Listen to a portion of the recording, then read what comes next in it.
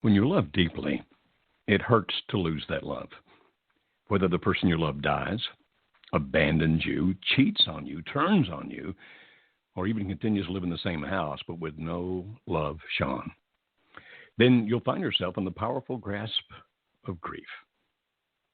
In our work, we see it with people whose spouses fall in love with somebody else, or an estranged spouse who decides to come home but now has to deal with the loss of the other relationship. We feel our hearts break when, as a child, struggling to understand why a parent isn't there any longer. We also hurt for the parent who loses a child to death. Is there hope? Absolutely. Can life be good again? Yes. There is a process, and it works. Hi, I'm Dr. Joe Beam. I am the chairman of Marriage Helper. We are a 501c3 nonprofit based in Nashville, Tennessee, or just south of Nashville, Tennessee, I should say. We work with people in relationships, particularly in marriages, but in all kinds of relationships. And tonight, as we deal with this subject and show you how you can deal with it, I've invited a special guest to be on with me. He's a dear friend of mine. Additionally, he and his wife, Debbie, back in 2008, founded sparkoflife.org, and they do grief recovery retreats, among other resources that they offer. David, welcome to the show tonight. Well, thank you, Joe. Can you hear me all right? Yes, I can hear you fine, my friend. Oh, I'm glad that you can hear you loud and clear. We have a lot of callers lining up already, my friend. Now, okay. Tell me first what it was that motivated you and Debbie to begin working with people who are healing from the loss. Well, in 2007, our oldest son, Adam, and his wife, Rebecca, had a baby, our first grandson, Josiah, and he died. He lived 7 minutes and died in his daddy's mama's arms. And we just saw the tremendous hurt and pain and devastation that they experienced. And, of course, we as grandparents, we not only lost a grandson, but really probably one of the toughest things was watching our son go through that and his wife. And we just knew we had to do something with that death. And you know, everybody's individual. They have to respond in the way they think they need to respond as far as what do you do with a tragedy and a loss. And we just believe God led us to give our lives to trying to help hurting people. We have been doing your workshops, as you know, and really every workshop we do, Marriage Helper workshop we do, we see tremendous loss in the room, and grief is there. So there's many different kinds of losses, but we knew the power of 3-day intensives. You really taught us that.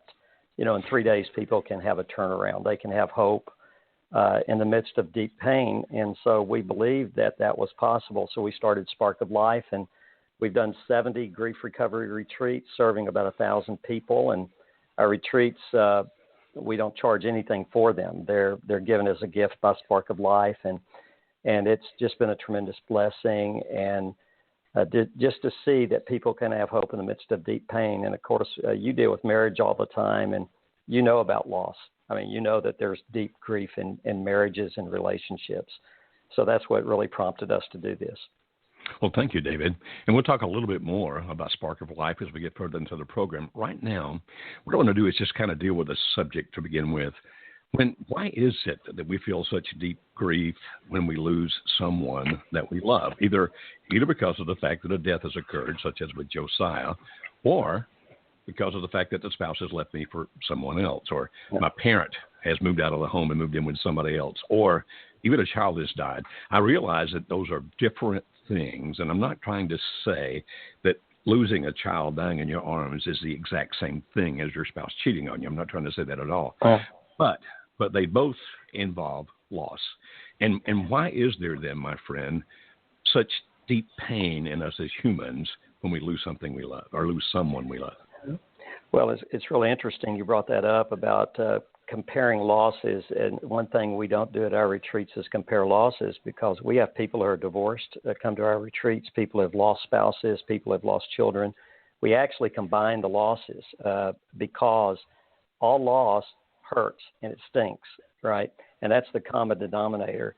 And I think what happens is a piece of us is gone, is why it hurts so bad. There's a hole in our hearts, as we like to say. Somebody leaves me or betrays me, or maybe they emotionally abuse me, or or abandoned me, it is like a death. I mean, because a part of us has died, and that heart is wounded.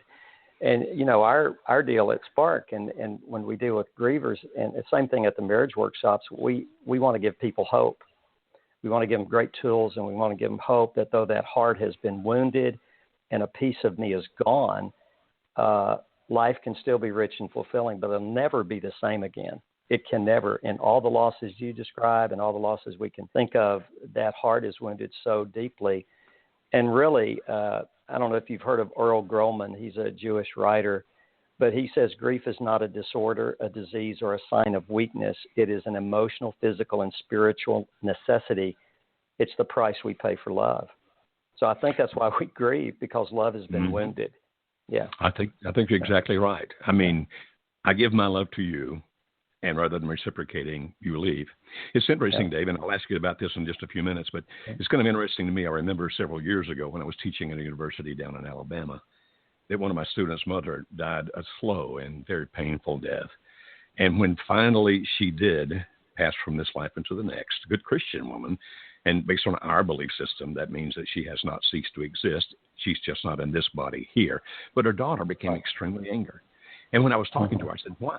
Why are you so angry? And she said she could have held on another 2 or 3 days if she had tried. Now, I'm going to ask you about that in a few minutes, because of course, I wasn't her. I wasn't in her shoes. I didn't understand her pain the way she did. Right. What I was thinking was, as much pain as she was in, why would you want her to stay another 2 or 3 days? But she did. And as you said, it's losing a part of ourselves. And even if the person dies, but especially in those other situations, it's like I poured my love into you, and now it feels like you have thrown it away. Or, as you said, a part of me has died. My expectations of what I thought life was going to be like have been rudely disrupted. So when we have that, there is a process, right, that a person can use to go through to heal. Now, I understand that explaining the process on this program is in no way a substitute for people coming to, for example, your 3-day intensive. But can you give some principles here that people can deal or use to deal with the pain that they have? Yeah, it's just like the illustration you just mentioned about the girl, the woman who lost her mother, wanting her to stay there a few more days. Why? Well, her loss of her mom is in the context of her whole life with her mother. Okay, so when you take a loss and you if you can just picture taking it out of the context of your whole life and putting it aside and trying to deal with it, an outsider doesn't see the relationship as it is. They don't see that all loss is in the context of other losses, which is really in the context of my relationship with that person. So I might lose somebody.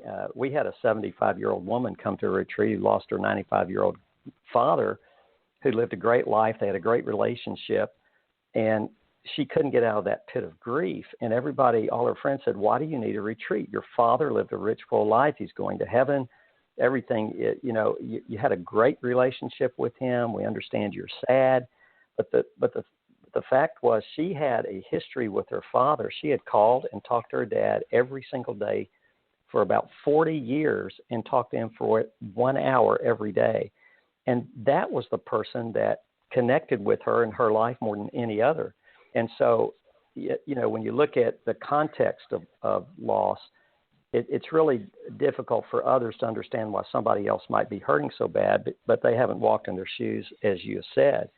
And the process of recovery, it's not that complicated. It's tough emotionally, but there's, and what we found at our retreats, working with about 1,000 grievers very personally and very intensely, is that they really need to give themselves permission to grieve. That's where we start. Okay, so that's the first step then, give myself permission to grieve. Why do some people not do that, Dave? Well, because of our society and because of what they've learned, and we always say grievers have broken hearts, they do not have broken brains. And that comes from the Grief Recovery Handbook. That's one of our major resources that we use, and people can buy that anywhere. But the Grief Recovery Handbook makes that statement, and it really makes sense.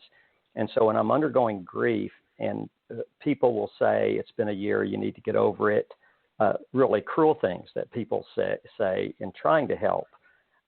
We live in a society that, we've cleaned up death. We go to the funeral home. Everything's nice and clean.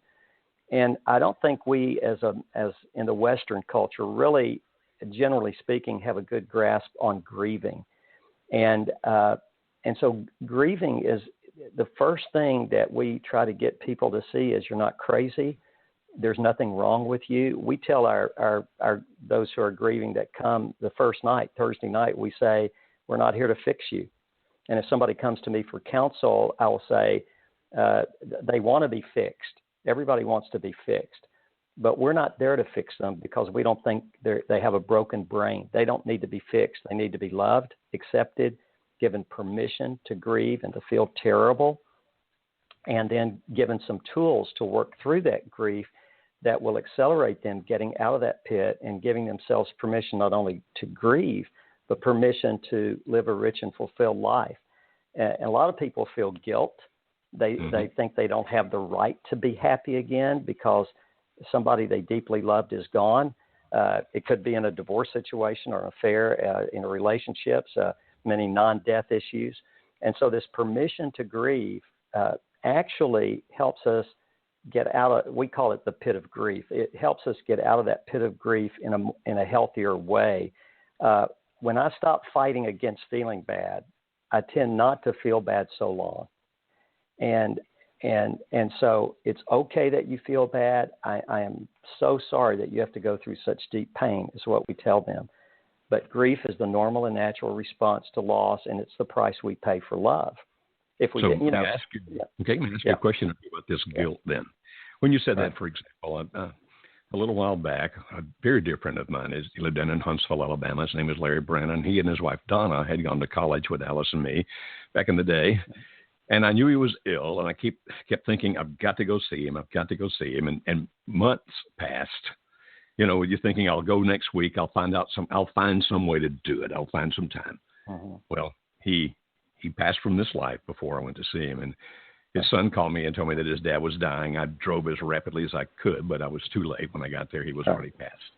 And I stood next to his I stood next to his bed and sobbed for a couple of reasons. One, the most important is because he was my dear, dear friend. But the second was I was feeling so guilty. I didn't come for you. So how do you deal with guilt like that?